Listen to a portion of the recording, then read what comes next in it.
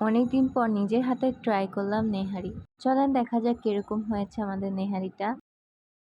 আসসালামু আলাইকুম এভরিওয়ান, আপনারা সবাই কেমন আছেন? আমরা ভালো আছি। কুরবানির পরে সবসময় আমার নানা ভাই বেশি করে নেহারি বানায়। এবারও অনেকগুলো বানিয়েছিল, তারপরও আমি কিছু হাড্ডি রেখে দিয়েছিলাম। ভেবেছিলাম আমি নিজের হাতে ট্রাই করব। তো চলেন দেখা যাক বানাবো আজকে। অনেকে নেহারিটা অনেক ঘন পছন্দ করে, আবার অনেকে পাতলা পছন্দ করে। তো আমরা পাতলা খাইতেই পছন্দ করি।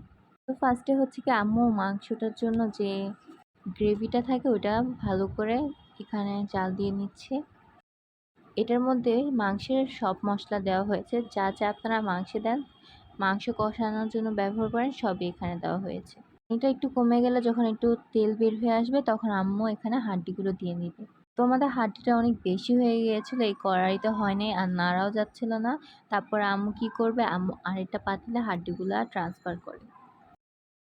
এই যে দেখতেই পাচ্ছেন একটুও নাড়া যাচ্ছে না। আর এখানে পানি দেওয়ার পর এত বেশি হয়ে গেছিল যে আর পারতেছিল না। পরে হচ্ছে অন্য একটা কড়াইয়ের মধ্যে ট্রান্সফার করে। যখন বলক আসে একদম পানিগুলো উপর হয়ে পড়ে যাচ্ছিল। তারপর এই যে এই বড় পাতিলটার মধ্যে দেয় সব হাড্ডি। এটা সকালে আর রাত্রে জাল দেওয়া হয়।